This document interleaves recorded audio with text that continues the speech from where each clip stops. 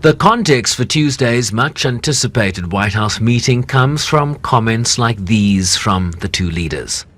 Why would we pay $200 billion a year in subsidies to Canada when they're not a state? You do that for a state, but you don't do that for somebody else's country.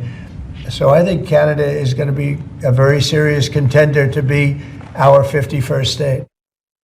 It is true that President Trump has betrayed Canada. He's betrayed Canada. And he has ruptured the global economy.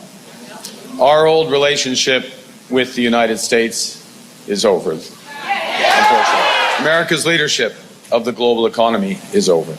And this is a tragedy.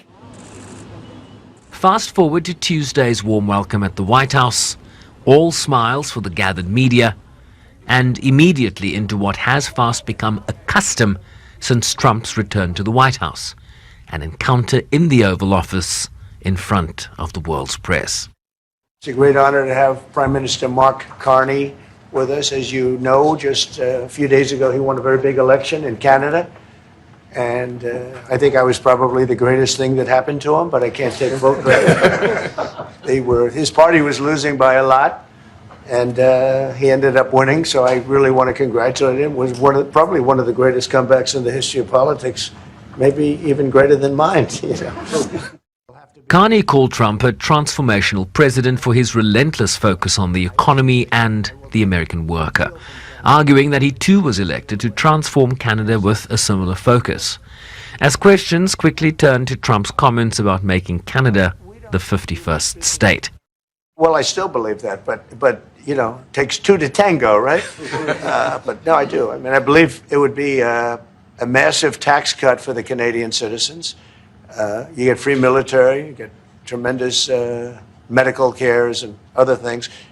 There would be a lot of advantages, but it would be a massive tax cut. And it's also a beautiful, you know, as a real estate developer, you know, I'm a real estate developer at heart. When you get rid of that artificially drawn line, somebody drew that line many years ago with like a ruler, just a straight line right across the top of the country. When you look at that beautiful formation when it's together, I'm a very artistic person, but when I looked at that beauty, I said, that's the way it was meant to be. But, you know, I do feel it's much better for Canada. But we're not going to be discussing that unless somebody wants to discuss it. The Canadian Prime Minister then weighed in, emphatically so. As you know from real estate, there are some places that are never for sale. That's true. We're sitting in one right now, you know, Buckingham Palace that you visited as well. That's true. And having met with the owners of Canada over the course of the campaign last several months, it's not for sale, won't be for sale ever. But the opportunity is in the partnership and what we can build together. And we have done that in the past. And part of that, as the President just said, is with respect to our own security.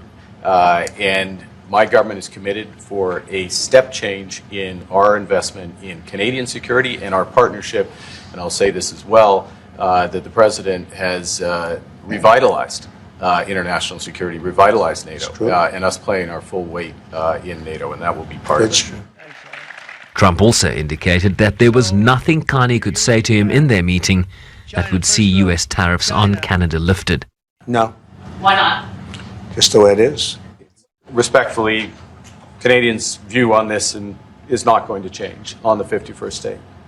Secondly, we are the largest client of the United States in the totality of all the goods. So we are the largest client of the United States.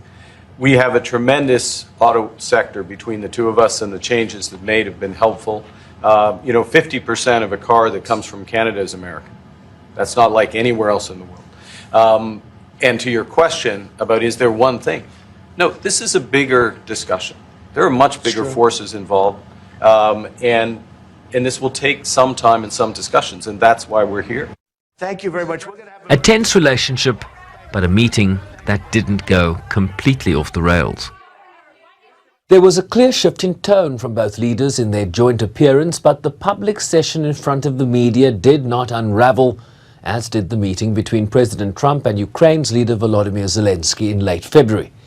But there are major sticking points between the two sides on tariffs and the future of their $750 billion annual trading relationship, with countries around the world watching closely for any clues that might benefit them in their future dealings with the United States. Sherwin Bryceby's SABC News, New York.